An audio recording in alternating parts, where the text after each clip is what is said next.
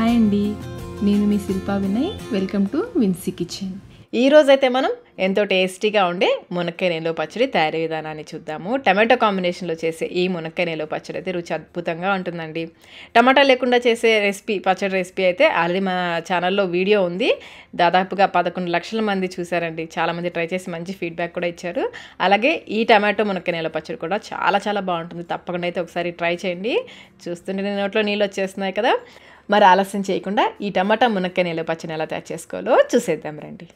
పచ్చడి కోసం ఇక్కడ నేను 1/2 కిలో టమాటాలు తీసుకున్నాను. టమాటాలు చక్కగా పండినవి గట్టి కాయలు తీసుకోవాలి. నాకైతే ఈ సైజు కాయలు 6 కాయలు వచ్చాయి.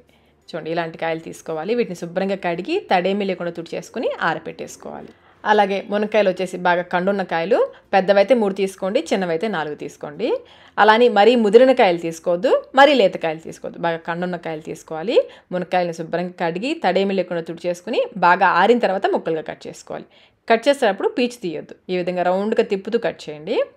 అలాగే మునక్కాయలు లేతవి తీసుకోవచ్చు. చూడండి, ఈ విధంగా కండపట్టిన కాయలు తీసుకోవాలి. సైజ్ కూడా చూడండి ఈ మాత్రం ఉండేలాగా కట్ చేసుకోవాలి. మీరు లేత కాయలు తీసుకున్నారంటే పచ్చడి పాడైపోతుంది త్వరగా. కొంచెం ముదిరిన కాయలు, బాగా ముదిరినవి కాకుండా కొంచెం ముదిరిన కాయలే తీసుకోవాలి. నేనైతే 300 గ్రాముల మునక్కాయ ముక్కలు తీసుకుంటున్నాను. 1/2 కిలో టమాటోలకి 300 గ్రాముల మునక్కాయలు తీసుకున్నాను. నాకు పెద్దవి 3 కరెక్ట్గా సరిపోయాయి. ఈ విధంగా కట్ చేసుకుని వీటిని కూడా పక్కన పెట్టేసుకోండి. అలాగే చింతపండు కూడా కొలుచుకుందాము. 80 గ్రామ్స్ 80 గ్రాముల చింతపండు పడుతుంది. ఇలా అన్నీ కూడా కొలుచుకొని తీసుకుంటే మీరు పచ్చడి ఎప్పుడు చేసినా కానీ పర్ఫెక్ట్గా వస్తుంది. చూస్తున్నారు కదా, చింతపండు అయితే ఇంత వచ్చింది. చింతపండుని గింజలు నారలు ఇవేమీ లేకుండా శుభ్రం చేసుకొని తీసుకోవాలి. ఇప్పుడు స్టవ్ పైన అడుగు మందం గల గిన్నె పెట్టేసుకుని టమాటోని చూడే విధంగా చిన్న చిన్న ముక్కలుగా కట్ చేసి వేసుకోవాలి. అలాగే చింతపండు కూడా విడివిడిగా చేసి వేసుకోండి. గరిటతో ఈ చింతపండు కొంచెం లోపలికి వెళ్ళేలాగా టమాటోతో కవర్ చేసేసేయండి. ఇలా లోపలికి పెట్టేసి మూత పెట్టేసి లో మీడియం ఫ్లేమ్లో మధ్య మధ్యలో కలుపుకుంటూ ఉడికించుకోవాలి. టమాటా త్వరగా అడుగు పట్టుకుంటుందండి. మధ్య మధ్యలో కలుపుకుంటూ ఉడికించుకోవాలి. ఫ్లేమ్ అయితే అస్సలు హైలో పెట్టద్దు, లో మీడియంలో పెట్టేసి మధ్య మధ్యలో కలుపుకుంటూ మూత పెట్టేసి ఉడికించుకోవాలి. ఇది కొంచెం మెత్తబడేంత వరకు మూత పెట్టే ఉడికించుకోవాలి. టమాటా చూడండి కొంచెం మెత్తబడింది కదా. ఈ విధంగా సగం వరకు ఉడికించుకున్న తర్వాత ఇందులో 1/2 కప్పు సాల్ట్ వేసుకోవాలి. వెయిట్ మెజర్మెంట్లో వచ్చేసి ఇది 60 గ్రాములు, 60 గ్రామ్స్ సాల్ట్. కప్ మెజర్మెంట్లో అయితే 1/2 కప్పు. అలాగే 1/2 టీ స్పూన్ పసుపు కూడా వేసేసుకొని ఒకసారి అంతా బాగా కలిసేలా కలుపుకోవాలి. సాల్ట్ వేసి కలిపాక ఇది కొంచెం మళ్ళీ పలచబడుతుంది. ఇలాగే కలుపుకుంటూ ఇంక మూత పెట్టద్దు. సాల్ట్ వేసి కలిపిన తర్వాత ఇంక మూత పెట్టకుండా మధ్య మధ్యలో కలుపుకుంటూ ఉడికించుకోవాలి. టమాటో పూర్తిగా మెత్తగా అయ్యేంత వరకు మధ్య మధ్యలో కలుపుకుంటూ ఉడికించుకోవాలి. టమాటా కొంచెం దగ్గర పడిన తర్వాత ఫ్లేమ్ని లోలో పెట్టేసుకోండి. ఇలా మ్యాష్ చేసుకుంటూ టమాటోని బాగా ఉడికించుకోవాలి. టమాటా చూడండి చక్కగా ఉడికిపోయింది కదా, ఈ విధంగా ఉడికించుకోవాలి. అలాగే కన్సిస్టెన్సీ చూడండి ఈ విధంగా ఉండేలాగా ఉడికించుకోవాలి. మరి దగ్గరగా ఉడికించేది. ఈ విధంగా ఉడికించేసుకుని స్టవ్ ఆఫ్ చేసేసి దీన్ని పూర్తిగా చల్లారనివ్వాలి. ఇది చల్లారేలోపు మనం మునక్కాయలు వేయించుకుందాము. స్టవ్ పైన ప్యాన్ పెట్టేసుకుని ఇందులో 1.5 కప్ ఆయిల్ వేసుకోవాలి. ఇది సుమారుగా 375 ml ఉంటుంది. నూనె కాగిన తర్వాత మునక్కాయ ముక్కలు వేసుకోవాలి. నేనైతే అన్ని ముక్కలు కూడా ఒకేసారి వేసేసాను. కొంచెం ముక్కలే కదా, ఒకేసారి వేగిపోతాయి. ఇప్పుడు ఫ్లేమ్ని మీడియంలో పెట్టేసి కలుపుకుంటూ ఇవి కొంచెం ట్రాన్స్పరెంట్గా అయ్యేంత వరకు వేయించుకోవాలి. మరి ఎక్కువసేపు వేయించాల్సిన అవసరం లేదు. మాకు బాగా గ్రీన్గా ఉంది కదా, ఆ గ్రీన్ కలర్ కొంచెం తగ్గి ఎల్లోయిష్గా అవుతుంది, లైట్గా ట్రాన్స్పరెంట్గా అవుతాయి. అప్పటి వరకు కలుపుకుంటూ వేయించుకోవాలి. ఫ్లేమ్ని అయితే హైలో పెట్టదు, మీడియం ఫ్లేమ్లోనే వేయించుకోవాలి. చూడండి కలర్ చేంజ్ అయినాయి కదా, ఈ విధంగా కొంచెం ట్రాన్స్పరెంట్గా అయ్యేంత వరకు వేయించేసుకుని వీటిని నిదానంగా నూనెలోంచి తీసేసుకోవాలి. నూనె రాకుండా తీసుకోండి. ఈ ముక్కల్ని ఒక గిన్నెలోకి తీసేసుకోండి. నూనె రాకుండా ఒక గిన్నెలోకి తీసేసుకోండి. ఇలా అన్నీ తీసేసుకొని పక్కన పెట్టేసుకోండి. ఈ ముక్కలు వేయడానికి ఎక్కువ టైం పట్టదండి, త్వరగానే వేగిపోతాయి. ఇలా వేయించుకొని పక్కన పెట్టేసుకోండి. ఇప్పుడు ఈ మిగిలిన నూనెలో పోపు వేసుకుందాము. పోపు వేసే ముందు నూనెను కొంచెం సేపు కాగనివ్వండి. నూనె కాగిన తర్వాత పోపు గింజలు వేసుకోవాలి. 1 టీ స్పూన్ నిండుగా ఆవాలు, 1 టేబుల్ స్పూన్ పచ్చెనపప్పు, 1 టేబుల్ స్పూన్ మినపప్పు వేసుకొని వేయించుకోవాలి. ఈ పోపు గింజలు బాగా వేగిన తర్వాత 5-6 ఎండుమిర్చిని తుంపి వేసేసుకోండి. అలాగే 15 నుంచి 20 వరకు వెల్లుల్లి రెబ్బలు, చిన్నవి 15 నుంచి 20 వరకు వేసుకోవచ్చు. ఇవి వేసాక స్టవ్ ఆఫ్ చేసేసుకోండి, ఆ వేడికి ఇవి వేగిపోతాయి. చివరిగా 1/2 టీ స్పూన్ ఇంగువ, 1 గుప్పెడు కరివేపాకు కూడా వేసుకోవాలి. కరివేపాకు అయితే ముందే కడిగి తడేమీ లేకుండా ఆరపెట్టేసుకొని వేసుకోండి. ఈ పోపుని పూర్తిగా చల్లారనివ్వాలి. ఇవన్నీ చేసేసరికి మనం టమాటో చింతపండు ఉడికించి పెట్టుకున్నాం కదా, అది పూర్తిగా చల్లారుంటుంది. దాన్ని మిక్సీ జార్లోకి వేసేసుకోండి. ఇందులోనే వెల్లుల్లి రెబ్బలు, ఇవి వచ్చేసి వెయిట్లో 50 గ్రామ్స్ 50 గ్రాముల వెల్లుల్లి రెబ్బలు 2 తీసుకున్నాను. మీడియం సైజు వెల్లుల్లిపాయలు 2 తీసుకున్నాను. లైట్గా పొట్టు ఒలిచి వేసేసుకుని మధ్య మధ్యలో ఆపుకుంటూ వీలైనంత మెత్తగా గ్రైండ్ చేసుకోవాలి.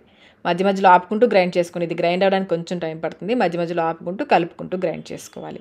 ఈ గ్రైండ్ చేసుకున్న మిశ్రమాన్ని ఒక గిన్నెలోకి తీసేసుకోండి. ఇప్పుడు ఇందులో అరకప్పు కారం వేసుకోవాలి. వెయిట్లో వచ్చేసి ఇది 50 గ్రామ్స్, 50 గ్రాముల కారం. మీరు కొంచెం కారం ఎక్కువ తినే వాళ్ళైతే 60 గ్రాములు, ఇంకొక 2 స్పూన్లు కారం ఎక్కువ వేసుకోవచ్చు. ఇంకా ఇందులో 1 టీ స్పూన్ నిండుగా మెంతిపిండి, వేయించిన మెంతులతో చేసిన పొడి 1 టీ స్పూన్ నిండుగా వేసుకోవాలి. ఇదంతా బాగా కలిసేలా కలుపుకోవాలి. ఇంక ఇందులో ఆవపిండి ఏమీ వేయరండి, మెంతిపిండి మాత్రమే వేస్తారు. మీరు కావాలంటే ఆవపిండి కూడా 1 టేబుల్ స్పూన్ ఆవపిండి కూడా వేసుకోవచ్చు. మేమైతే వేయము, మెంతిపిండి మాత్రమే వేస్తాం. అంతా బాగా కలిసేలా కలిపేసుకుని ఇప్పుడు మళ్ళీ దీన్ని మిక్సీ జార్లో వేసుకొని గ్రైండ్ చేసుకోవాలి. కొంచెమే కాబట్టి నేను మొత్తం ఒకేసారి వేసేస్తున్నాను. కొంచెం ఎక్కువ క్వాంటిటీలో చేస్తున్నట్లయితే 2 సార్లుగా గ్రైండ్ చేసుకోండి. మధ్య మధ్యలో ఆపుకుంటూ కలుపుకుంటూ బాగా మెత్తగా గ్రైండ్ చేసుకోవాలి. ఇది గ్రైండ్ అవ్వడానికి టైం పడుతుందండి. చూడండి, ఈ విధంగా బాగా మెత్తగా ఉండాలి. ఈ విధంగా గ్రైండ్ చేసుకోవాలి. ఇప్పుడు ఈ గ్రైండ్ చేసుకున్న పచ్చడిని గిన్నెలోకి తీసేసుకోండి. ఇందులోనే మనం వేయించుకున్న మునక్కాయ ముక్కలు ఉన్నాయి కదా, అవి వేసేసుకొని బాగా కలుపుకోవాలి. స్పూన్తో కలిపితే కుదరదండి, చేత్తోనే కలుపుకోవాలి. మీరు టమాటా ఉడికించేటప్పుడు బాగా గట్టిగా దగ్గరగా ఉడికించేస్తే గ్రైండ్ చేసేటప్పుడు పచ్చడి బాగా గట్టిగా ఉంటుందండి. ఒకవేళ పొరపాటున అలా గట్టిగా అయిందనుకోండి పచ్చడి, మనం పోపు పెట్టుకున్న నూనె ఉంది కదా, పూర్తిగా చల్లారిన ఆ నూనెని ఒక గరిటె, పప్పులు పోపు గింజలు ఏమి రాకుండా ఒక గరిటెడు నూనె తీసుకుని పచ్చడిలో వేసి గ్రైండ్ చేసుకోవచ్చు. ఇలా బాగా కలుపుకున్న తర్వాత పూర్తిగా చల్లారిన పోపు ఇందులో వేసేసుకోవాలి. పోపు ఇందులో వేసినప్పుడు చాలా నూనె ఎక్కువ పోసేసేమేమో అనిపిస్తుందండి. అస్సలు ఎక్కువ అవుతుంది. కలుపుతూ ఉంటే ఈ పచ్చడంతా కూడా నూనెని చక్కగా పీల్చేసుకుంటుంది. నిదానంగా కలుపుకోవాలి, లేదంటే ముక్కలు, ఈ మునక్కాయ ముక్కలు విడిపోతాయి. నిదానంగా కలుపుకోవాలి. స్పూన్తో కదండి, ఈ పచ్చడిని చేత్తోనే కలుపుకోవాలి. చేత్తో ఈ నూనె అంతా కూడా పచ్చడిలో బాగా కలిసేలా కలుపుకోవాలి. అలాగే ఒకసారి టేస్ట్ చెక్ చేసుకోండి. మీకు సాల్ట్ కానీ కారం కానీ తగ్గితే ఇప్పుడు వేసి కలుపుకోవచ్చు. చూసారా, నూనె అంతా కూడా పచ్చడి పీల్చేసుకుంది. ఇలా బాగా కలిపేసుకుని కొంచెం లోపలికి నొక్కి పెట్టేసుకోండి. నొక్కి పెట్టేసి మూత పెట్టేసి ఒక రోజంతా బాగా ఊరనివ్వాలి. నేనైతే మధ్యలో నైట్ ఒకసారి కలిపాను. 24 అవర్స్ తర్వాత చూడండి పచ్చడి బాగా ఊరింది కదా. నూనె కూడా ఎక్కువేమీ అవ్వలేదు, చూడండి కరెక్ట్గా సరిపోయింది. పచ్చడి అంతా కూడా మళ్ళీ బాగా కలిసేలాగా అంతా ఒకసారి బాగా కలిసేలా కలిపేసుకోండి. కలుపుతూ ఉంటే గుమగుమలాడిపోతుందండి వాసన. అంతేనండి, టమాటా మునక్కాయ నిలువ పచ్చడి రెడీ అయిపోయింది. బాగా కలిపేసుకుని గ్లాస్ జార్స్లో కానీ జాడీలో కానీ తీసుకోవాలి. ప్లాస్టిక్ డబ్బాలు అస్సలు పెట్టద్దు. సీసాలో కానీ జాడీలో కానీ ముందు ఆ నూనె ఉంది కదా, పచ్చడి నూనెని ఒక 2 గరిటెలు వేసుకోండి. ముందు నూనె వేసేసి దానిపైన పచ్చడి వేసుకోవాలి. ఈ మునక్కాయ టమాటా నిలువ పచ్చడి టేస్ట్ అయితే అద్దరిపోతుందండి. చాలా చాలా బాగుంటుంది. ఒకసారి అయితే తప్పకుండా ట్రై చేయండి. టమాటా లేకుండా చేసే మునక్కాయ పచ్చడి రెసిపీ అయితే ఆల్రెడీ ఉందండి మన ఛానల్లో. లింక్ నేను డిస్క్రిప్షన్ బాక్స్లో ఉంచుతాను, ఒకసారి చూడండి. ఇవే కొలతలండి. మీరు ఎప్పుడూ చేసినా కానీ పచ్చడి పర్ఫెక్ట్గా వస్తుంది. మీరు ఏ పచ్చడి అయినా కానీ కరెక్ట్గా కొలతలు ఫాలో అవుతూ చేశారంటే చాలా పర్ఫెక్ట్గా వస్తుంది. చూసారు కదా, మునక్కాయ టమాటా నిలువ పచ్చడి. ఇది తడి తగలకుండా చూసుకుంటే బయట మనకి 3 నెలల వరకు నిలువ ఉంటుంది. ఫ్రిడ్జ్లో అయితే 1 సంవత్సరం వరకు నిలువ ఉంటుంది. అయితే పైన ఇప్పుడు కూడా నూనె ఈ విధంగా తేలే విధంగా ఉండాలి. ఇలా తేలే విధంగా ఉంటే పచ్చడి ఎక్కువ కాలం నిలువ ఉంటుంది.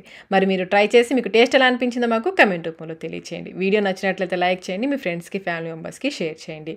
ఇలాంటి మరిన్ని రెసిపీస్ కోసం మన విన్సీ కిచెన్ యూట్యూబ్ ఛానల్ని సబ్స్క్రైబ్ కూడా చేసుకోండి. Thank you.